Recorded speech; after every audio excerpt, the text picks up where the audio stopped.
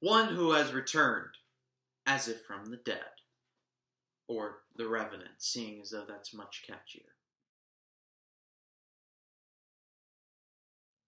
The Revenant is directed by Alejandro G. Inarritu and stars Leonardo DiCaprio, Tom Hardy, Domhnall Gleeson, and Will Poulter, otherwise known as Captain Eyebrows from The Maze Runner. He's this guy. This movie joins an elite class which also includes Zero Dark 30 and The Imitation Game. Both movies and The Revenant got a limited release somewhere around Thanksgiving and got a wide release at the beginning of the year. And that's The Revenant. And in this movie, Leonardo DiCaprio plays a fur trapper in the 1820s who gets completely mauled by a bear. Seriously, mauled is a very generic term. He got trashed by that bear.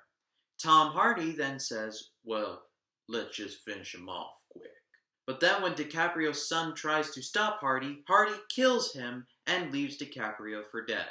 And now this 3-hour survival epic commences. Now going into this movie, I heard praises and lauds everywhere from critics. Which is all well and good, but sometimes critics can get stuff wrong. But this movie was actually really good. Now, I'm recording this video a couple days after the Golden Globes, so yes, I know that Leonardo DiCaprio won the Golden Globe.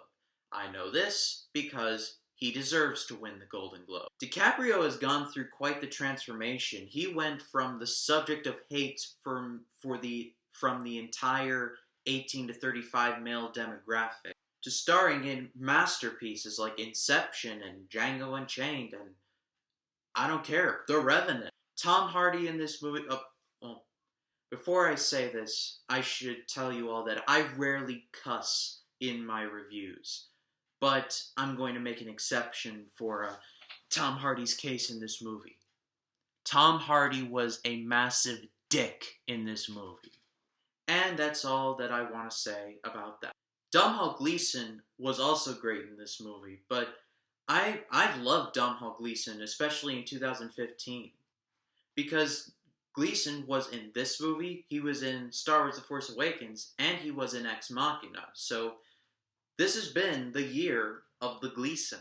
I even liked Captain Eyebrows in this movie. He is going places. Seriously, he's going places. His eyebrows could take him from New York to LA.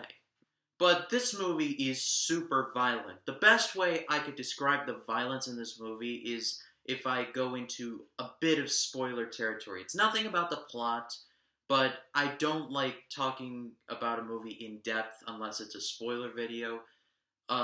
If you don't want to hear this, then just mute your computer and I'll give you the thumbs up when it's all clear.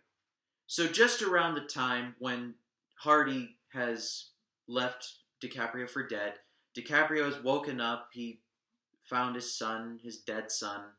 A few minutes go by, and then he crawls to the lake. And he's got this canteen. Dips the canteen into the water, or the lake, and he goes to take a drink, but the bear gashed a big hole in his throat, so the water went in and came out the hole. And so, in order to cauterize the wound, he builds a fire, he puts some dry brush on a twig, he lights it on fire, and to cauterize the wound, he burns the wound right here. Which I found to be really violent because, number one, if he slipped like an inch, he probably wouldn't be able to talk again. He'd be like, "Saw."